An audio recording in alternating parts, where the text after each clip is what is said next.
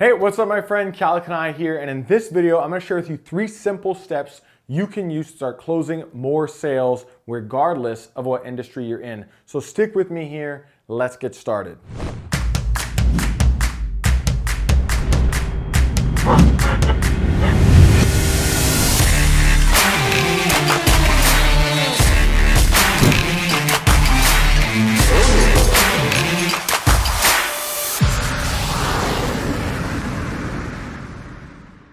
All right, as I'm shooting this actually, just yesterday we wrapped up a sales training for some new members of my sales team. And this was one of the topics that I was covering. Now, in case you're new to the channel or new to my videos, over the last about 3.5 years or so, at least at the time that I'm shooting this, I've hired dozens of salespeople, and that sales team has done roughly about $60 million in sales over the last 3.5 years or so. So this stuff works if you work it. Now with that said, just to give you, and I'm not saying that to brag or boast, I want to be clear about that. I'm just saying that so that you're aware that this stuff works if you use it, right? Now, with that said, I get asked to speak at masterminds and at events periodically on the topic of sales. And one of the things that I like to do is ask that audience, what industry do you think perpetuates the best salespeople?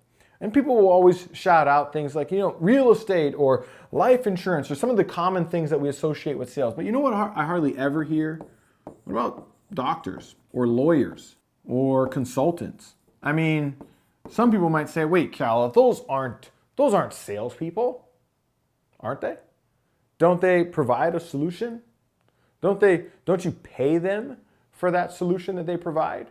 And what's weird about it is that we don't see them as salespeople because we hardly ever, question their judgment, right? When a doctor says, this is what I recommend that you do, we just buy that idea. The lawyer says, this is what we need to do next. We just kind of go with it, don't we? And part of that is because of the authority, right, that they have in their position. But part of it is because they're using what's called a consultative sales approach. Beginning salespeople, they always want to vomit all of the features and benefits. Oh, I'm glad you made this appointment today. We've got some great things in store for you. I've got, in our members area, you're going to get blah, blah, blah. And when you come to our event, you're going to get, and it's just totally unnecessary, right? Here's the point of the matter at hand, right? Is that when we're talking to a prospect, we have somebody who, for whatever reason, they're confused, right? They're trying to solve a problem that they haven't quite figured out how to solve yet. And we want to get them excited about our solution, right? So we're going to say, yay, right here, okay?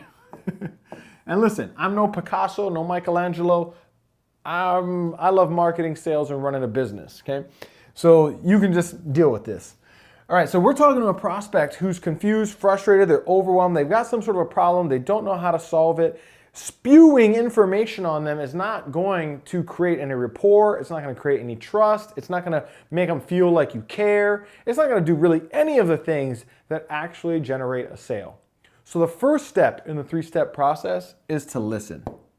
And not listen for the sake of just going through the motion of listening, not listening and saying, yeah. I hate it when a salesperson does that. I'll hang up on them, right? It's listening quietly and intently for the purpose of truly understanding. That is a human being on the other end of that conversation with real feelings, real emotions, real experiences, real life history.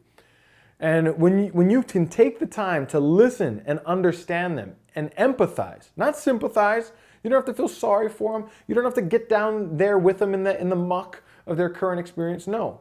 But to empathize and be able to say, I understand where you're coming from. I feel like I can understand you, right? It's incredibly powerful. And I'm actually just recently was talking to a friend of mine. She teaches sales at a high level with big corporations, and one of the strategies she uses is questions. And I talk about questions in some of my other sales training. But she was recently sharing with me a study that a university did that showed that just being listened to in the mind stimulates the same portion of the brain that makes the buying decisions, right? So just the art of listening is taking us closer to the sale. Oftentimes in the listening process, what I'll do to make sure that my prospect knows that I'm truly listening is I'll pause at different portions of the conversation and say, let's just take a break right there. I want to make sure that I'm understanding what you're saying, right? So I'm going to repeat back to you what it is that I'm hearing, and feel free to correct me if I'm off base anywhere. So far, what we've talked about is this and this and this and this. And I'll start repeating it back to them. And at the end, I'll say, does all that make sense? You know, am I on point? And usually they're going to say, yeah, wow, I didn't think of it like that, but yeah, you're right. And oh man, yeah, thanks for listening. And no, that's it, you nailed it. And they feel genuinely listened to, right? Now, once they feel listened to, the next step is to diagnose. So I want to diagnose the issue. What specifically is the problem that they're having? What is causing the problem that they're having? So when we get to that portion of the conversation, towards the end, I'll say, you know, I want to thank you for your time. Thank you for being open and vulnerable with me. Thank you for being so honest. And I just want to take a moment, before I make any recommendations, I just want to take a moment to kind of recap our entire conversation. And so over the course of this conversation, we covered right? And I also go over some of the challenges that they're facing. And then to bring the conversation to balance, right? So we're not polarizing the conversation. I'll also say, but you know, as we talked about, you also have this going for you, and this is working out for you, and you know, you have this to your advantage, and you've got, you know, this in your favor right now. And so from everything that I can understand, does all of that make sense? Will be usually the next question. Does all of that make sense? They'll say, yes.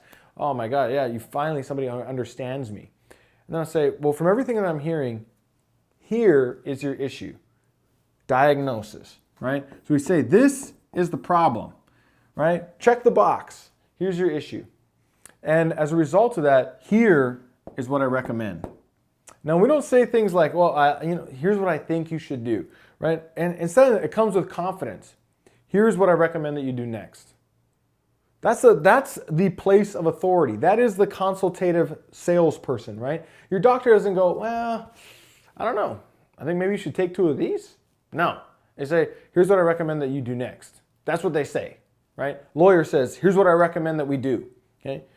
Now, you want to come to that portion of the conversation with clarity and confidence and certainty, because it feels, for somebody who's in feeling like this, who wants to feel like this, it feels great when somebody else around them has certainty and clarity, right? And if we've taken the time to listen closely, they feel like we're no longer sitting across the table from each other. They realize through that listening process that I have, moved across that table. I'm now sitting next to that prospect, and it's us against their problem, not them against me, right? And so if you can take this and really harness this in over the next weeks, months, years of your career, I promise you, this is a powerful framework for creating phenomenal sales experiences. And many times at the end of my conversations, and I've taken hundreds of these calls that I have my sales team taking today. I've taken hundreds of them myself over my career.